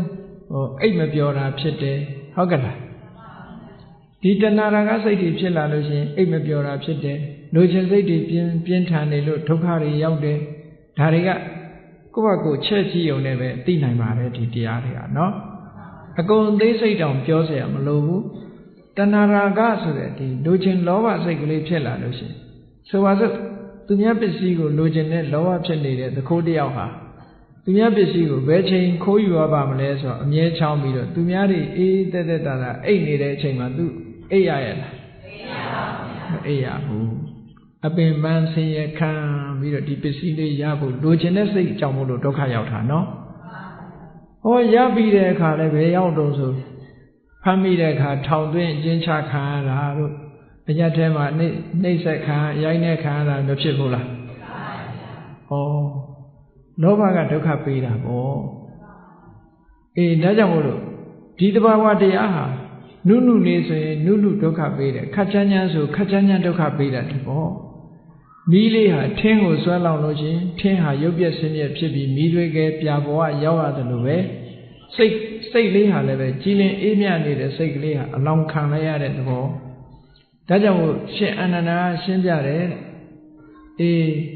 ရာဂစိတ်ရဲ့လွှမ်းမိုးမှုခံနေရတဲ့ပုဂ္ဂိုလ်တယောက်ဟာတဲ့ဘာဖြစ်လဲကိုယ်လည်းနှိမ့်ဆက်ဖို့ညှင်းဆဲဖို့ကိုယ်ဒုက္ခရောက်ဖို့လည်းဖြစ်တယ်တဲ့ကိုယ်သာဒုက္ခရောက်တာမဟုတ်ဘူးကြံတဲ့တစ်ဖက်သားကိုလည်းပဲဒုက္ခရောက်စေတယ်ကိုယ်လည်းဒုက္ခရောက်မယ်ကြံတဲ့တစ်ဖက်သားလည်းဒုက္ခရောက်မယ်ဒါရင်လားဆိုတော့မကဘူးတဲ့စိတ်ဆင်းရဲမှုဝမ်းနည်းကြေကွဲမှုဆိုတာတွေကိုလည်းဖြစ်ပေါ်စေနိုင်တယ်တဲ့ဟုတ်ကဲ့ရာဂပဲဖြစ်ဖြစ်ဒေါသပဲဖြစ်ဖြစ်မောဟပဲဖြစ်ဖြစ်ကြည့်လိုက်မယ်ဆိုရင်ဒီတဘာဝတရားတွေထုတ်လုပ်တဲ့အကျိုးဆက်ဟာဒီတိုင်းပဲလာမှာပဲဒေါသဖြစ်လို့ရှိရင်လည်းထို့တူပဲကိုယ်ဆင်းရဲအောင်လုပ်မိလိမ့်မယ်သူများဆင်းရဲအောင်လုပ်မိလိမ့်မယ်အ ਨੇ ဆုံးစိတ်ဆင်းရဲမှုတွေခံရမယ်အေးမောဟဖြစ်လို့ရှိရင်လည်းမလုပ်တဲ့နာတွေလုပ်တဲ့လုပ်တဲ့နာတွေမလုပ်ဖဲနေတယ်မလုပ်ဖဲနေသည့်အတွက်ကြောင့်ကိုယ့်အတွက်အကျိုးဆင်းရဲအကျိုးဆိုးရုပ်တယ်သူတစ်ပါးရဲ့အကျိုးဆိုးမှုတွေကိုဖြစ်တယ်နောက်ဆုံးမှာစိတ်ဆင်းရဲမှုတွေခံစားရတယ်ဟောရာဂကြောင့်ဖြစ်စေဒေါသကြောင့်ဖြစ်စေမောဟကြောင့်ဖြစ်စေဒီအပြစ်တွေဟာကိုယ်တိုင်ရှာကြည့်လို့မတွေ့နိုင်ဘူးလားတွေ့နိုင်တယ်နော်ဘုရားဟောတာကကိုယ်တိုင်သိလို့မရဘူးဆိုရင်မှန်ကောင်းမှမှန်မယ်အခုကကိုယ်တိုင်သိလို့ရတယ်ကိုယ်တိုင်ကြည့်လို့ရဘုရားဟောတဲ့အတိုင်းရာဂကြောင့်ဒုက္ခရောက်သွားတာလေကြည့်လေသမီးသားနဲ့ကွဲလို့ကိုယ့်ကိုယ်တတ်သိသွားတာတို့တရားပေါ်ကခုံချတယ်ဆိုတဲ့ story တွေမရှိဘူးလားရှိပါဗျာပြည့်တာပဲဒါမျိုးတွေကအရက်ထဲမှာလည်းပဲမကြားခြင်းအဆုံးရှိတာပဲဟုတ်ကဲ့လားအရက်ထဲနေတဲ့လူကပိုသိတာပေါ့ဒီကိစ္စလေးဩဒုက္ခရောက်ကြတယ်ဆိုတာဟာတဏှာရာဂကိုအကြောင်းပြုပြီးတော့ဒုက္ခရောက်တာတွေမြောက်များစွာရှိတယ်ပေါ့ကြည့်လေအသက်အရွယ်ကြီးလို့အဖိုးအဖွားရောက်လာတဲ့အခါမှာမြီးကိုချစ်လို့တဲ့မြီးလေးမလာလို့ရှိရင်အိမ်ကနေတမျောမျောမြီးကတော့ဟိုမှာအပြင်မှာတငယ်ချင်းအပေါင်းအသင်းနေတဲ့ ပြောပါပြီးတော့ဝမ်းမြောက်ဝမ်းသာဖြစ်ပြီးကခုံပြောပြအိမ်ကအဖိုးတို့အဖွားတို့ကမရောက်သေးလို့ဆိုအိတ်မပြောတာတွေရောမဖြစ်ဘူးလားဖြစ်ပါရဲ့ဗျာဒါဖြင့်အဖိုးဖွားတွေအိတ်မပြောတာဘာကြောင့်လို့ဆိုမြီးကိုချစ်တဲ့တဏှာရာဂကြောင့်ဖြစ်တာအဲ့ဒါဟုတ်ကဲ့လားမအိတ်နိုင်ဘူးမလာမချင်းအိတ်မပြောဘူးဆိုတာတွေဖြစ်တယ်ဩသားသမီးရှိတဲ့ပုဂ္ဂိုလ်တွေလည်းထို့အတူပဲသားကပြန်မလာသေးလို့သမီးကပြန်မလာသေးလို့စိတ်ထဲကတပူတကြောင်းနဲ့ဖြစ်မနေဘူးလားဖြစ်ပါဘူးအဲ့ဒီလိုဖြစ်နေတာဟာဘယ်သူကြောင့်ဖြစ်တာတုံးလို့ထင်တော့တဏှာကြောင့်ဖြစ်တာတဲ့အကယ်၍တဏှာရာကမရှိဘူးဆိုရင်ဒီဒုက္ခမျိုးရပါမလားမရပါဘူးအေးအဲ့ဒါကိုပြောတာတန်ဒိဋ္ဌိကိုယ်တိုင်ကြည့်လို့ရတယ်လို့ဆိုတာကိုယ်တိုင်ခံစားကြည့်လို့ရတဲ့ဟာပဲအဲ့ဒါကိုတရားလို့ပြောတာနော်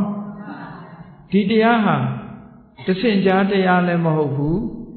မှန်မလားလို့ဒီလိုတွေးစရာလည်းမလိုတော့ဘူးဘာဖြစ်လို့ကိုယ်တိုင်သိတာလဲလက်တွေ့အမှန်တမ်းမှကြားတယ်လို့ဒါပြောတာ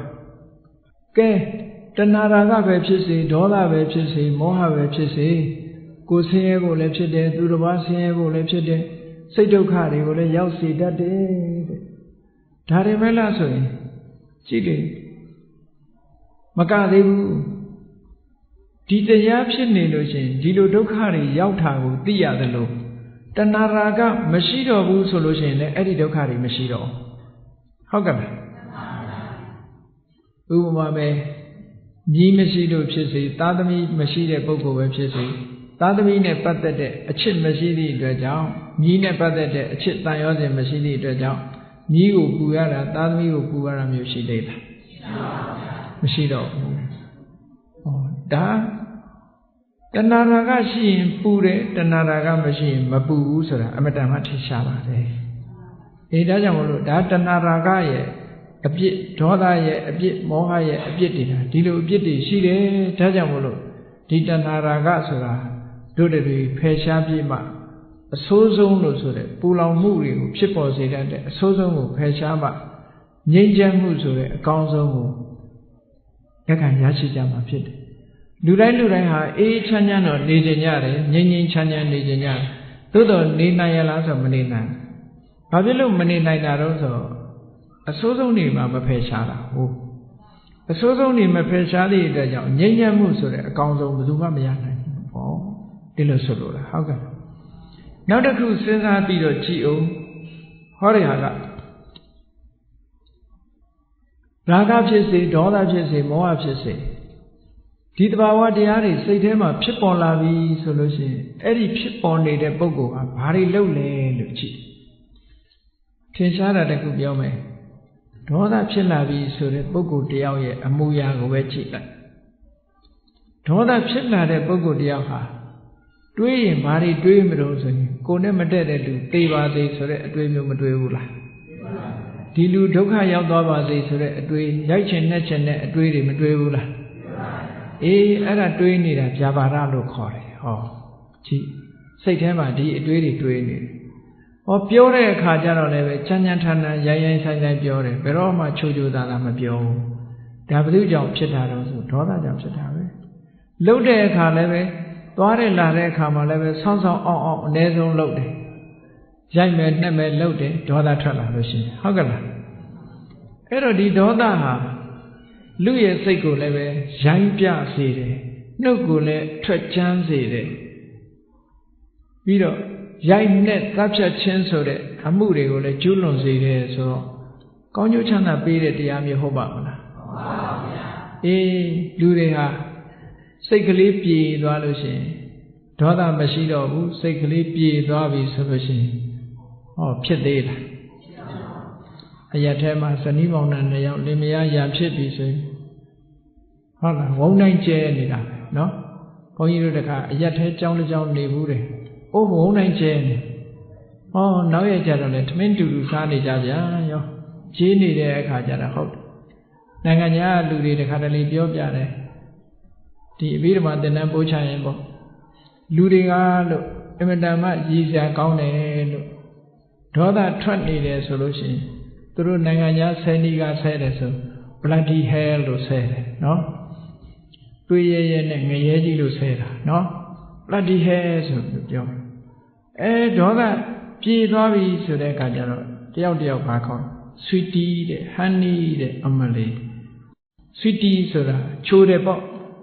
ချိုလေးပေါ့ honey ဆိုတာလည်းပြားရည်အချိုပဲဟုတ်ကဲ့လားဒီတဲ့ချိုတာရှိရင်ပြောဦးမှာနော် sweetie တဲ့ honey တဲ့ dear တဲ့ဖြစ်လာတယ်အဲ့ဒါလိုပဲဘယ်လိုမျိုးပဲဖြစ်ချိုးနေတဲ့ဒီစိတ်ကြီးနေတဲ့အချိန်မှာစကားလုံးကတစ်မျိုးနော်ဒေါသထွက်လာတဲ့အခါမှာစကားလုံးကတစ်မျိုးဒေါသထွက်နေတဲ့စကားလုံးကလှတာလားဒေါသမချိတဲ့အချိန်ကစကားလုံးကလှတာလားဘယ်စကားလုံးကလှမထင်ဒေါသရှိတဲ့စကားလုံးဆိုရင်အလွန်ကြမ်းတမ်းပြီးဒေါသမရှိတဲ့အချိန်ထွက်တဲ့စကားလုံးကကဲဒေါသမရှိဘဲနဲ့အဲ့ဒီလိုကြမ်းတမ်းထန်ထန်စကားလုံးဟာထွက်ကြလားမထွက်ဘူးတဲ့အဲ့တော့ဒီလိုကြမ်းတမ်းတဲ့စကားလုံးကိုထုတ်လုပ်တဲ့ဒေါသဘယ်အကောင်းဖြစ်တော့မလဲပေါ့ဒါအမတန်မှထင်ရှားတယ်ကိုလက်တွေ့ကျင့်သုံးလို့ရတဲ့တရားတွေဒါကြောင့်မို့ရှင်အနန္ဒာကပြောပြတယ်ရာဂဒေါသမောဟဆိုတာဒါတွေဖြစ်လာပြီဆိုလို့ရှိရင်တဲ့မကောင်းမှုဒုစရိုက်တွေအကုန်လုံးလုပ်တော့တာပဲတယောက်နဲ့တယောက်တော့မတူဘူးပေါ့နော်ဒုစရိုက်တွေလုပ်တယ်လောဘဒေါသမောဟငြိမ်းသွားတာနဲ့တပြိုင်တည်းဒုစရိုက်မလုပ်တော့ဘူးတဲ့ဒါဟာအပြစ်တစ်ခုပါပဲဟောနောက်တစ်ခုကြည့်တဲ့အခါကျတော့ကြည့်ရာဂတွေဖြစ်နေတဲ့အချိန်ဒေါသတွေဖြစ်နေတဲ့အချိန်မောဟတွေဖြစ်နေတဲ့အချိန်ရာဂဒေါသမောဟရဲ့လွှမ်းမိုးမှုခံနေရတဲ့အချိန်လူတွေနားလည်အောင်ပြောမယ်ဆိုစိတ်တအားဆိုးနေတဲ့အချိန်စိတ်ဆိုးနေတဲ့အချိန်ကိုယ်အကျိုးလားသူ့အကျိုးလားနှုတ်အတွက်အကျိုးလားကောင်းတဲ့စကားလားဆိုးတဲ့စကားလားသူသိနိုင်လေရဲ့လားသိဘူးပြောရမယ့်စကားလားမပြောအမေပေါ်မှာလေးစားမှုရှိသေးရဲ့လားအဲ့ဒီချိန်အဖေပေါ်မှာရောလေးစားမှုရှိသေးလားနော်လေးစားမှုမရှိတော့ဘူးအရင်တော့စတိလတထေးကြီးရဲ့အလောင်းဟိုဘွားတုန်းကလည်းသူတထေးပဲအဲ့ဒီလိုစတိလအလောင်းတထေးကြီးကဟိုဘွားတုန်းကရွှေပရိန်တယ်ပေါ့ကသဗ္ဗမြတ်စွာဘုရားဓာတ်တော်တွေကိုဌာပနာတဲ့ဈေးကြီးကသဗ္ဗမြတ်စွာဘုရားအတွက်ဓာတ်တော်တွေဌာပနာဖို့ဈေးကြီးတီးနေတဲ့အချိန်မှာယဟန္တာတစ်ပါးကစတိလအလောင်းရွှေပရိန်တဲ့အိမ်သွားပြီးတော့မင်းတို့တာဝန်ယူထားတဲ့ရွှေတွေဟိုမှာဘုရားတည်နေတာလိုးနေပြီအဲ့ဒါတွေကိုလူကြဖို့အချိန်တော်ပြီလို့တော့ပြောတာအဲ့ဒီပြောနေတဲ့အချိန်မှာသူကအိမ်ကဒကမနဲ့ရံဖြစ်တာစကားများတော့ဒေါသဖြစ်နေသူအဲ့အချိန်မှာသူကဒေါသကမပြေသေးတော့အဲ့ဒီယဟန္တာကနေပြီးတော့ရွှေတွေပို့ဖို့သွားပြီးပြောတဲ့အခါကျဘာပြောလိုက်တော့ဆိုကိုတော့ဖရာရေထဲသာမျောပလိုက်လို့ပြောတယ်အဲ့လိုပြောလိုက်တဲ့အတွက်ကြောင့်သူဟာဘဝတိုင်းမှာမွေးခြင်းရေမျောခံရတာဖြစ်တာဒါစတိလဝတ္ထုကိုကြည့်လို့ရှိရင်တွေ့တယ်အဲ့တော့ဒေါသဖြစ်လာပြီဆိုလို့ရှိရင်လူတွေကစကားကောင်းမပြောတော့ဘူးเนาะအမေပေမဲ့လို့ရိုးသေးသေးမပြောတော့ဘူးအဖေကလည်းရိုးသေးသေးမပြောတော့ဘူးတန်ဃာတွေလည်းရိုးသေးသေးမပြောတော့ဘူးအရက်ထဲများဆိုတခါတော့ဆရာတော်ကြီးတစ်ပါးတရားဟောတာအရက်ထဲမှာတဲ့ရံဖြစ်နေတယ်အိမ်တိန်ကရံဖြစ်နေတယ်ဟိုဘက်အိမ်ကဘုန်းကြီးတွေဆွမ်းကပ်နေတယ်ပေါ့အဲ့တော့ဘေးကတတိပေးတယ်ဟိုဘက်ကဘုန်းကြီးတွေတန်ဃာတွေရှိတယ်တူတူပြောဆိုစိတ်ဆိုးနေလို့ကဘာပြောတော့ဆိုဂါးလို့ပြောတယ်ဟုတ်လားတန်ဃာတွေရှိတယ်ဂိမဆိုင်ဘူးပေါ့ဂါးဟုတ်လားအဲ့ဒါလိုပဲဒေါသဖြစ်နေပြီဆိုရင်ဘာကောမှဂိမဆိုင်တော့တာနော်ဂိမဆိုင်တော့တဲ့အနေအထားမျိုးရောက်တယ်အဲ့ဒါလိုဖြစ်တာဟာဒါဒေါသရဲ့အပြစ်တွေပဲမဟုတ်လားရာဂရဲ့အပြစ်တွေဒေါသရဲ့အပြစ်တွေမောဟရဲ့အပြစ်တွေဆိုရင်ကိုကျိုးကိုလည်းဟုတ်ဒီပတ်တိမသိတော့ဘူးမှန်ကန်မသိတော့ဘူးသူတစ်ပါးရဲ့အကျိုးကိုမှန်ကန်စွာမသိတော့ဘူးလှုပ်တဲ့နာမလှုပ်တဲ့နာလည်းမသိတော့ဘူးတဲ့မှားရင်းနေအကုန်လှုပ်တယ်ဒါကြောင့်မို့လို့ရာဂဒေါသမောဟကိုဖယ်ရှားပြရမယ်တဲ့အဆိုးဆုံးနောက်တစ်ခုကျတော့ဘာတော့လို့ဆိုလို့ရှိရင်ရာဂပဲဖြစ်ဖြစ်ဒေါသပဲဖြစ်ဖြစ်မောဟပဲဖြစ်ဖြစ်ဘုန်းကြီးတို့တွေရဲ့စိတ်ကိုလွှမ်းမိုးထားမယ်ဒါလွှမ်းမိုးနေတဲ့အချိန်ပြောတာအချိန်တိုင်းမလွှမ်းမိုးဘူးနော်တခါတလေတရားနှလုံးသွင်းနေတဲ့အချိန်မှာဒေါသဖြစ်ခဲ့တာ မဖြစ်ဘူးလောဘလည်းမဖြစ်ဘူးဒေါသလည်းမဖြစ်ဘူးမောဟလည်းမဖြစ်ဘူးတရားနာနေတယ်တရားစာအုပ်ကလေးဖတ်နေတယ်လောဘလည်းမဖြစ်ဘူးဒေါသလည်းမဖြစ်ဘူးမောဟလည်းမဖြစ်ဘူးဟုတ်လားအဲ့ဒီအချိန်မျိုးမဟုတ်ဘဲနဲ့လောဘဖြစ်နေတဲ့အချိန်ဒေါသဖြစ်နေတဲ့အချိန်မောဟတွေရဲ့လွှမ်းမိုးမှုကိုရနေတဲ့အချိန်ဆိုလို့ရှိရင်လူဟာဘာဖြစ်သွားလဲအဲ့လောဘဒေါသမောဟတွေကလူကိုအမှန်မမြင်အောင်ကန့်သွားအောင်လုပ်နိုင်တယ်ဒါတင်စားပြီးတော့ပြောတာအသိဉာဏ်မရှိတော့ဘူးကိုပြောတာကန့်အောင်လုပ်တယ်လောဘဒေါသမောဟဒါကြောင့်မလို့ပြောကြတယ်လေသူကနော် love is blind ဆိုတာကြားဘူးတယ်မဟုတ်လားနော်အတိတ်တွေကပါတယ် love is blind ဆိုတာအချစ်ဆိုတာမျက်စိမရှိဘူးဟုတ်လားကန်းနေတယ်ပေါ့အဲ့ဒါ love တစ်ခုတည်းတင်ပြောတာမဟုတ်ဘူး hatred is blind ပဲနော်မုန်းတီးခြင်းဆိုတဲ့ဒေါသတရား anger is blind ပဲ anger လည်း blind ပဲ delusion is blind မောဟကလည်း blind ပဲဟုတ်ကဲ့လား make it blind အဲ့တော့လက်ကလည်း make blind ပဲဟိုတဏှာရာဂကလည်းပဲလူကိုအကန့်ဖြစ်စေတယ်အကန့်ဆိုတာအကျိုးအကြောင်းမစင်ကြင်နိုင်တာမမြင်တာကိုပြောတာမြတ်စွာဘုရားဟောတဲ့တရားထဲမှာလည်းပဲရာဂအန္တကရဏောတဲ့ရာဂောအန္တကရဏောရာဂဆိုတဲ့တရားဟာကန့်အောင်လုပ်တတ်တယ်ဟောဒေါသောအန္တကရဏောဒေါသဆိုတဲ့တရားကလည်းကန့်အောင်လုပ်တတ်တယ်လူဟာအကန့်ဖြစ်သွားတယ်အဲ့ဒါပြောနော်အသက္ခုကရဏောမျက်စိကိုမမြင်အောင်လုပ်လိုက်တယ်ပညာမျက်စိကိုပြောတာကန့်သွားပြီဘာမှမမြင်တော့ဘူးထင်ရလုပ်တော့တာပဲအညာဏကရဏောမသိအောင်လုပ်တယ်ဒါကဒေါသမောဟငကိုကအသိဉာဏ်ရှိတဲ့ပုဂ္ဂိုလ်တော့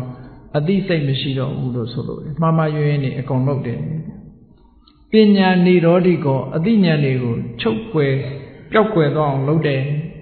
ဒါတွေမကဘူးဝိခာတပက္ခိကောဒါကဒေါသမောဟဖြစ်လာလို့ရှိရင်ပင်မဆင်းရဲဖို့ပဲပင်မဆင်းရဲဖို့ဖြစ်စေတတ်တယ်နောက်ဆုံးတစ်ခုကအနိဗ္ဗာန်တံဩတ္တနိကောရာဂဖြစ်နေလို့ရှိရင်စိတ်ရဲ့ငြိမ်းချမ်းမှုတွေမလာတော့ဘူးဒေါသဖြစ်နေရင်စိတ်ရဲ့ငြိမ်းချမ်းမှုတွေမလာတော့ဘူးမောဟဖြစ်နေလို့ရှိရင်စိတ်ရဲ့ငြိမ်းချမ်းမှုတွေမလာဘူးတဲ့ဟောကြည့်လိုက်မယ်ဆိုရင်ရာဂဒေါသမောဟတွေကဘုန်းကြီးတို့တွေမှာဘယ်လောက်ဒုက္ခပေးတယ်လဲဆိုတာကိုမစင်ញင်မစင်စားလို့ရှိရင်သိပါမလားမသိဘူးတဲ့ဒီတရားတွေကဘယ်မှာရှိတာတော့ကိုယ်တဏ္ဍာမှာရှိတာပဲအဲ့တော့ကိုယ်တဏ္ဍာမှာဒီအဆိုးတရားတွေကိုဒါအခုတွေးရပြီဒီလိုအပြည့်အနာစာတွေကိုဖြစ်ပေါ်တတ်တဲ့ရာဂဆိုတဲ့တရားဖြစ်ပေါ်စေတတ်တဲ့ရာဂဆိုတဲ့တရားဒေါသဆိုတဲ့တရားမောဟဆိုတဲ့တရားတွေဟာအဆိုးဆုံးနေဖြစ်နေတယ်။ဘာဖြစ်လို့အဆိုးဆုံးတွေကိုဖြစ်ပေါ်နေစေလို့သူတို့ကိုအဆိုးဆုံးနေလို့ပြောတာနော်။အဲ့ဒီအဆိုးဆုံးတွေကိုဖယ်ရှားလိုက်နိုင်မှဘုန်းကြီးတို့တွေဟာအကောင်းဆိုတာတွေ့မှာတဲ့။အဲ့ဒါတွေကိုမဖယ်ရှားနိုင်တဲ့များတော့အကောင်းဆိုတာမတွေ့နိုင်ဘူးတဲ့။ကောင်းပြီဒီလိုအဆိုးတွေကိုဘာနဲ့ဖယ်ရှားမလဲ။ရာဂကိုဖယ်ရှားဖို့အတွက်မြတ်စွာဘုရားကနိလန်းနေပေးတယ်အတွေ့အတာတွေသိမ့်များနေလို့ရှိရင်မမြဲတဲ့သဘာဝတရားကိုမကြမကြဆင်ခြင်ပေးရမယ်တဲ့လောဘကကြီးနေမှာပဲပစ္စည်းဥစ္စာကိုတွေ့တာမှုများလာတဲ့ပုဂ္ဂိုလ်တွေကဘာဆင်ခြင်စဉ်းစားမှာအေးပစ္စည်းဥစ္စာဆိုတာတဘောတခဏပဲဘယ်ရာမှမမြဲဘူးနော်လူကတော့လဲဥစ္စာကိုစွန့်ဥစ္စာကတော့လဲလူကိုစွန့်သိရင်အကုန်ထားခဲ့ရမှာပဲဒါတွေတွဲနေလို့လဲအလကားပဲဟောအနိစ္စသဘောကိုဆင်ခြင်စဉ်းစားကြည့်လိုက်လို့ရှင်ပစ္စည်းပေါ်တွဲတာကိုလျှော့ချလို့ရပါလူပေါ်တွဲတာလည်းပဲထို့တူပဲအေးသူလဲသူတနေ့သိရမှာငါလဲတနေ့သိရမှာပဲတနေ့ကျတော့ခွဲခွာကြရမှာပဲပိယေဟိဝိပယောကောတနေ့ကျလို့ရှင်ဟုတ်လားတတ္တဝါသင်္ခါရတွေနဲ့တို့တွေဟာခွဲခြားရမှာတွေကြီးပဲဒါတွေကိုတွေ့တာနေလို့မဖြစ်ဘူးလို့တရားသဘောနဲ့ဆင်ခြင်စဉ်းစားကြည့်လိုက်လို့ရှိရင်တွေ့တာမှုတွေရောကျသွားနိုင်တယ်ပေါ့နောက်ဆုံးကျတော့ဖယ်ရှားပြစ်နိုင်အောင်အတုပကမ္မထံကိုပွားခြင်းအတုပဆိုတာမတင့်မတည့်ယွန်ရှာပွဲကိုယ်ခန္ဓာကိုယ်ရဲ့တင့်တယ်မှုမရှိတဲ့သဘောတွေကိုဆင်ခြင်စဉ်းစားတာဒါအတုပလို့ပြောတာနော်အခုခေတ်လူတွေကတော့ဟိုသေတဲ့လူမှာအတုပလို့သွားထင်တယ်မှန်ကတော့အသက်ရှင်နေတဲ့ပုဂ္ဂိုလ်တွေလည်းအတုပပဲနော်မတင့်တယ်တာကိုပြောတာအတုပဆိုတဲ့စကားလုံးကမတင့်တယ်ဘူးလို့ပြောတာတင့်တယ်ယွန်ရှာမှုတွေဖြစ်စေတယ်အဲ့ဒီအတုပတင်ညာ လူတွေဆိုတာတင့်တယ်မှုမရှိဘူးဆိုတာတွေကိုယွန်စရာတွေနဲ့ပြည့်တည်တယ်ဆိုတာကိုဆင်ခြင်စဉ်းစားခြင်းဖြင့်ခုနကရာဂကိုလျှော့ချနိုင်ပါတယ်တဲ့ဟောနောက်တစ်ခုဒေါသကိုဘယ်နည်းနဲ့လျှော့ချရမှာလို့ဆိုဒေါသလျှော့ချဖို့အတွက်ကြတော့မုန်းတိမှုကိုဖယ်ရှားနိုင်တဲ့မေတ္တာတရားကိုပွားများအထောက်ခြင်းဖြင့်လျှော့ချနိုင်တယ်အလုံးနေအစဉ်ပြေကြပါစေဆိုတဲ့မေတ္တာတရားပွားရဒါကြောင့်မို့လို့မြတ်စွာဘုရားကဒေါသတပါဟနာယမေတ္တာဘာဝေတ္တပါမေတ္တာဘာဝေတ္တပါဒေါသတပါဟနာယဒေါသကိုဖယ်ရှားဖို့အတွက်မေတ္တာဘာဝနာပွားတဲ့မေတ္တာဘာဝနာပွားခြင်းဖြင့်တစားနဲ့တစားဒေါသတွေဟာနည်းပါးသွားပြီးနောက်ဆုံးဟာဖယ်ရှားခြင်းခံရတဲ့အနေအထားမျိုးထိရောက်သွားနိုင်တယ်ဒါဖြင့်မောဟကြတော့ဘာနဲ့ဖယ်ရှားမလို့ပညာနဲ့ပဲဖယ်ရှားလို့ရတယ်အသိလိမ္မာဉာဏ်ပညာရအောင်တရားဓမ္မတွေနေရာနာရမယ်တရားစာအုပ်တွေဖတ်ရမယ်မေးမြန်းရမယ်ဆွေးနွေးရမယ်ကိုယ်တိုင်လည်းလက်တွေ့သိတဲ့လောက်ကျင့်သုံးရမယ်အဲ့ဒီနည်းနဲ့သုတမယပညာတွေရလာမယ်ဘာဝနာမယပညာတွေရလာတဲ့အခါကျတော့မောဟဆိုတာတစားနဲလာ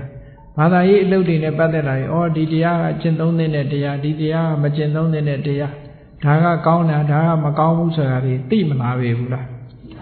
အဲ့ဒါလို့အသိဉာဏ်လေးတွေရလာလို့ရှိရင်မောဟဆိုတာနဲသွားတာပဲတဖြည်းဖြည်းမသိတာမျိုးမရှိတော့နော်အဲ့ဒါလို့သူအဖြေလေးတွေနဲ့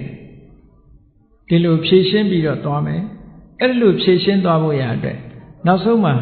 ဒီအဆိုးဆုံးတွေကိုဖယ်ရှားနိုင်ဖို့အတွက်တကယ်လိုက်နာကျင့်သုံးပြီးတော့ကိုယ်တဏ္ဍာမှာဖြစ်ပွားစေရမယ့်တရားတွေကတော့မဂ္ဂင်၈ပါးအကျင့်တရားပဲအဲ့ဒီမဂ္ဂင်၈ပါးအကျင့်တရားဆိုတာတေချာကြည့်လိုက်မယ်ဆိုလို့ရှိရင်နံပါတ်1ကသူကမြတ်စွာဘုရားကနံပါတ်1ကိုသမ္မာဒိဋ္ဌိနဲ့သမ္မာသင်္ကပ္ပလို့ဒီနှစ်ခုထားတာရှေးဥစွာဘာလို့လဲဆိုရင်အမှန်မြင်ဖို့လိုတယ်အမှန်မြင်ဖို့အတွက်ဘာလို့ရမလဲအမှန်တွေးတတ်ရမယ်မှန်မှန်ကန်ကန်မြင်ပြီးတော့မှန်မှန်ကန်ကန်တွေးတတ်လာလို့ရှိရင်ဘာလို့ရမလဲဒုစရိုက်တွေကရှောင်တဲ့မှန်ကန်တဲ့လောက်ရရှိရမယ်ဒုစရိုက်တွေကရှောင်တဲ့မှန်ကန်တဲ့လောက်ရမမှန်ကန်တဲ့စကားတွေကိုဝစီဒုစရိုက်တွေကရှောင်တဲ့မှန်ကန်တဲ့စကားမျိုးအသက်မွေးမှုမှားယွင်းမှုမရှိစေဘဲနဲ့မှန်ကန်တဲ့အသက်မွေးမှုဆိုတဲ့သမ္မာကမ္မန္တသမ္မာအာဇီဝသမ္မာဝါယာမဆိုတဲ့ကိုချင်းတရားကောင်းမှုအခြေခံရမယ်အဲ့ဒီကိုချင်းတရားကောင်းမှုအခြေခံပြီးတဲ့နောက်မှာကိုယ်တဏ္ဍာမှာအဆိုးတရားတွေမဖြစ်အောင်ကြိုးစားရမယ်ဖြစ်လာလို့ရှိရင်လည်းဖယ်ရှားရမယ်ဖယ်ရှားဖို့ကြိုးစားရမယ်အကောင်းတရားတွေကိုယ်တဏ္ဍာမှာမလာသေးလို့ရှိရင်လာအောင်မဖြစ်သေးရင်ဖြစ်အောင်ဖြစ်လာပြီးရင်ထိမ့်သိမ်းစောင့်ရှောက်ကြီးပွားတိုးတက်အောင်လုပ်ရမယ်ဆိုတဲ့သမ္မာဝါယာမမှန်ကန်တဲ့ကြိုးပမ်းအားထုတ်မှုလုပ်ရမယ်အဲ့ဒီလိုမှန်မှန်ကန်ကန်ကြိုးပမ်းအားထုတ်နိုင်ဖို့အတွက်ဘာလိုအပ်လဲဆိုရင်သမ္မာတတိကိုယ့်ကိုမြဲတတိထားနေဖို့လိုအပ်တယ်မိမိလျောက်ရောက်နေလို့ရှိရင်သိပါမလားငါတဏ္ဍာမှာလောဘရှိနေသလားဒေါသရှိနေတယ်မောဟရှိနေသလားဆိုတာတတိမထားဘဲနဲ့သိနိုင်ပါမလားမသိနိုင်ဘူးတတိမထားလို့ရှိရင်ဗမာစကားမရှိတယ်မို့လားတတိမူမတတိမမူရင်ဂူမမြင်ဘူးတဲ့တတိမူရင်မြူတော်မြင်တယ်ဆိုတာတချို့ကိုယ်အိမ်ထဲမှာတော့ဘာရှိမှတစ်ပင်ဘယ်နှပင်ရှိမှတတိမမူရင်မသိဘူးဟုတ်ကဲ့လားအဲ့ဒါကြောင့်သမ္မာတတိဆိုတာကျိုးပန်းအထုတ်မှုရှိလို့ရှိရင်မှန်ကန်တဲ့တတိလေးတစ်ခုလေ့ကျင့်ပြီးတော့ယူရမယ်လေ့ကျင့်တဲ့နည်းတွေကိုလည်းတတိပဋ္ဌာန်တုတ်မှာမြတ်စွာဘုရားဟောထားတာရှိတယ်အဲ့ဒီနည်းနဲ့လေ့ကျင့်လို့တတိတွေကောင်းလာပြီဆိုရင်စိတ်ကလေးကိုအာယုန်တစ်ခုတည်းပေါ်မှာတည်တည်ငြိမ်ငြိမ်ထားနိုင်အောင်ထားမယ်ဆိုရင်သမ္မာသမာဓိဆိုတာဖြစ်လာမယ်အဲ့ဒီနည်းတွေနဲ့ခုနကအဆိုးတရားတွေကိုဖယ်ရှားနိုင်ပါတယ်တဲ့မြတ်စွာဘုရားကနိလန်းနေဒီလိုပေးတယ်အဲ့ဒါကိုရှင်အနန္ဒာကရှင်းပြတယ်အဲ့ဒီရှင်းပြတဲ့အတိုင်းဘုန်းကြီးတို့တရားချက်ခင်သူတော်စင်ပြိဿအပေါင်းတို့ဟာရာဂဒေါသမောဟလို့ဆိုတဲ့အဆိုးဆုံးတရားတွေကိုဖယ်ရှားနိုင်မှသာလဲအကောင်းဆုံးလို့ဆိုတဲ့စိတ်ငြိမ်းချမ်းမှုတွေဆင်းရဲဒုက္ခလွတ်ကင်းပြီးတော့နိဗ္ဗာန်ချမ်းသာဆိုတဲ့ချမ်းသာမှုအမျိုးမျိုး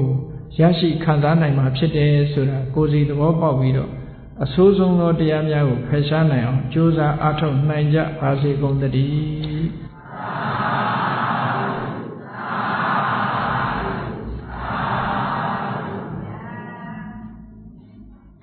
မေတ္တာပွားရအောင်တတ္တဝါများစွာဘေးရန်ကွာချမ်း မ်းသာကြပါစေသတ္တဝါများစွာဘေးရန်ကွာချမ်းသာကြပါစေမေတ္တာရေချမ်းသွန်ကားဖြံငြိမ်းချမ်းကြပါစေမေတ္တာရေချမ်းသွန်ကားဖြံငြိမ်းချမ်းကြပါစေသက်ရှိချမ်းသာစိတ်ချမ်းသာဒုယဆန္ဒပြေပါစေသက်ရှိချမ်းသာစိတ်ချမ်းသာဒုယဆန္ဒပြေပါစေဓမ္မောတတံပိဝိတဝါနဝိသာသဗ္ဗေတမုဟတာအစရာမရာတိတိဘာဝံနိဗ္ဗာနံယန္တုသာရောဓမ္မောတရံလောဘဒေါသမောဟစိတ်တောက်ကင်းပြောက်ကြည်တရားစေကိုပိဝိတဝါဝန္တာရှင်ပြတောက်ကြရနာကြရကုန်သောကြောင့်ဝိသာသဗ္ဗေပူဇာညစ်နောက်ကိလေသာအစိတ်အတောက်ဟုသမျှတို့သည်သမုဟတပိဉ္စဘက်တွင်ရေမတင်တဲ့ကဲ့သို့ကင်စင်လွင်ပြောင်းပိမရောက်အောင်ပယ်ဖြောင်းအပ်ကုန်သည်ဟွန်တုစင်စစ်မသွေဖြစ်ကြပါစေကုန်သတည်းအစရမရံအိုခြင်းလဲကွာနာခြင်းလဲကင်သေးခြင်းလဲရှင်ထသောတိတိဘဝံကိလေသာဟုပုခသိင်ကင်းခြင်းရာအစစ်ဖြစ်ပေထသောနိဗ္ဗာန်နိဗ္ဗာန်ဟုခေါ်အေးမြူတော်သို့သာရောတရားချစ်ခင်စိတ်ကောင်းဝိညာသူတော်စင်များတို့သည်ယန္တုပါရမီအစဉ်စဉ်မြင့်လည်းမြင်၍မလင့်ပုံသေးဆက်ရောက်တော်မူကြပါစေကုန်သတည်း